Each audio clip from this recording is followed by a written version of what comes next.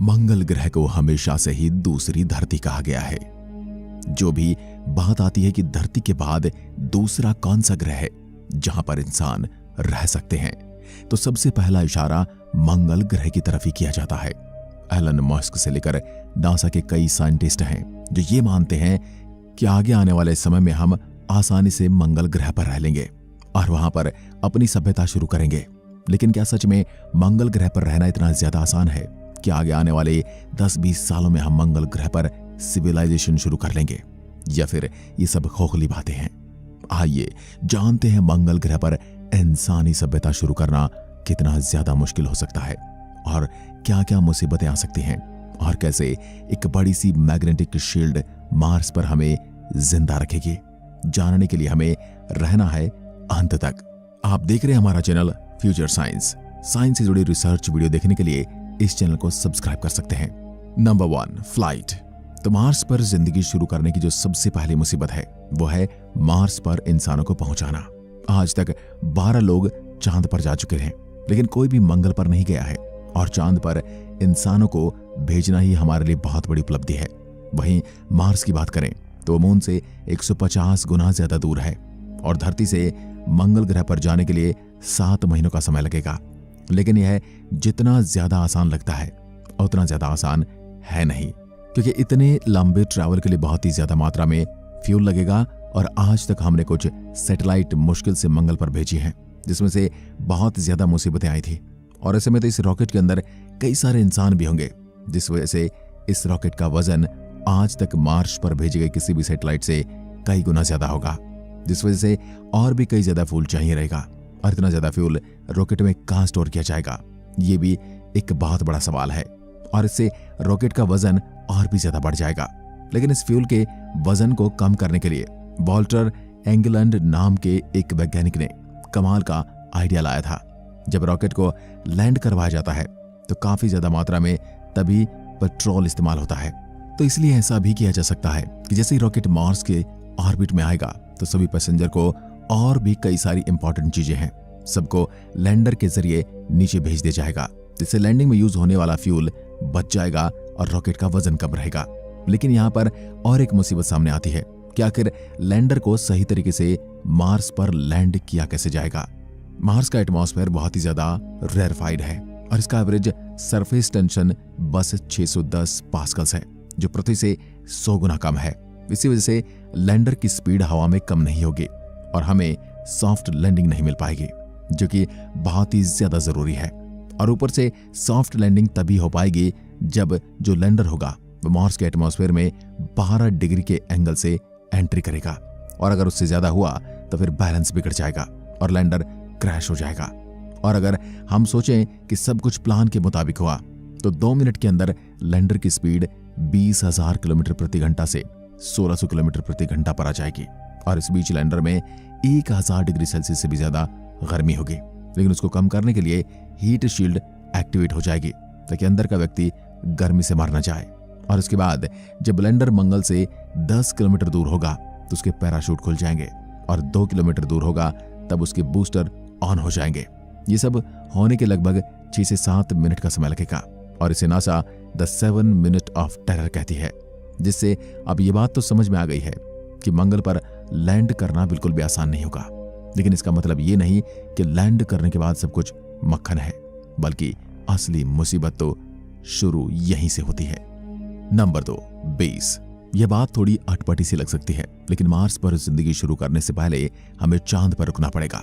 Lucky बर्थहोड नाम की एक वैज्ञानिक का कहना है कि मार्स पर जाने के लिए हमें अर्थ के ऑर्बिट से बाहर एक गेटवे या फिर स्पेस स्टेशन बनाना पड़ेगा ताकि बार बार मार्स तक का ट्रेवल पॉसिबल हो सके। और आगे आने वाले 10 सालों में नासा मून पर एक गेटवे बनाने वाले हैं मार्स तक जाने के लिए, यानी कि यह एक स्पेस स्टेशन होगा जो कि मून के ऑर्बिट में घूमेगा और एस्ट्रोनॉट पहले अर्थ से मून तक जाएंगे, वहां से रिफिल करके फिर वह मार्स तक पहुंचेंगे। और एलन मस्क जो है वो भी 30 लोगों के ग्रुप को मंगल पर भेजने वाले हैं, जो वहां पर जाकर कॉलोनाइजेशन शुरू करने वाले हैं। पर लूसी का ये कहना है कि मार्स पर कॉलोनाइजेशन शुरू करने से पहले हमें मार्स की जमीन से पानी और ऑक्सीजन निकालने का तरीका डेवलप करना पड़ेगा। और अगर ऐसा नहीं किया गया तो एलन मस्क का प्लान पूरी तरीके से फ्लॉप हो जाएगा, क्योंकि धरती से इतना ज्यादा ऑक्सीजन और इतना ज्यादा पानी 30 लोगों के लिए लेकर जाना प्रैक्टिकली इम्पॉसिबल है। हो सकता है 30 की जगह पर 10 लोग भी वहां पर भेजे जाएं, लेकिन ऐसे में वहां पर बेस का निर्माण कैसे किया जाएगा? तो कुछ वैज्ञानिकों का आइडिया है कि वहां पर हम 3D प्रिंटर का इस्तेमाल कर सकते हैं, जो वहां की ही मिट्टी का इस्तेमाल करके बेस को 3D प्रिंट करेगा। और वहीं नासा ने तो बर्फ का इस्तेमाल करने के लिए भी आइडिया दे दिया है, क्योंकि मार्स का टेम्परेचर बहुत ही ज्यादा ठंडा होता है, करीब -60 से -80 डिग्री तक। ऐसे में अगर वहां पर इन्फ्लेटेबल डोम को बनाया जाएगा, जिसके बीच में खांचे होंगे और उस खांचे में लोकली हार्वेस्टर पानी डाला जाएगा, तो वहां पर बर्फ के डोम बनकर तैयार हो जाएंगे। यहाँ पर एस्ट्रोनॉट रह सकते हैं, क्योंकि उन्हें कॉस्मिक रेंज से भी बचाएगा। और अगर वह वहां पर रहते नहीं है, फिर भी कई चीजों को स्टोर करने के लिए काम में लिया जा सकता है, क्योंकि आपको पता होगा कि बर्फ चीजों को प्रिजर्व करती है। लेकिन ऐसे बर्फ के डोम में वहां पर वेजिटेबल नहीं उगा पाएंगे। एग्रीकल्चर यानी कि वहां पर खाना उगाना कोलोनाइजेशन के लिए सबसे जरूरी है, और इसीलिए ही इंटरस्टेलर लैब नाम की कंपनी ने सेल्फ कंटेन्ड ग्रीन हाउस डोम बनाए हैं, जो कि बहुत छोटी जगह पर फिट हो जाएंगे, पर इन्फ्लेटेबल होंगे। इसलिए वहां पर जाकर जब उसमें हवा भरी जाएगी तो यह बड़े हो जाएंगे और इसमें आराम से वेजिटेशन उगाया जा सकता है। और यहाँ भी अगर सब कुछ जैसे हमने प्लान में बताया है वैसा ही हुआ, तो इसके बाद अगले रॉकेट से यहाँ पर और भी लोगों को कॉलोनी बनाने के लिए और हमारी सिविलाइजेशन को आगे बढ़ाने के लिए लाया जा सकता है। लेकिन आगे जो स्टेज आने वाला है वो और भी ज्यादा चैलेंजिंग होगा। Number 3, mining and factory.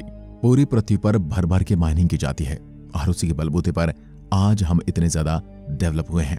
ऐसे में मंगल की बात करें तो वहां सबसे पहले बर्फ को माइन किया जाएगा, क्योंकि वहां पर पानी का कोई सिस्टम नहीं है।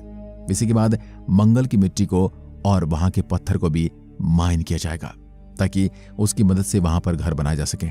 और धरती से हम जो भी मॉडर्न टेक्नोलॉजी की चीज वहां पर भेजेंगे, वो धरती पर मिलने वाले मिनरल से ही बने होंगे या उससे ही चलते होंगे, जिस वजह से हमें वहां पर भी वैसे ही मिनरल्स ढूंढने पड़ेंगे।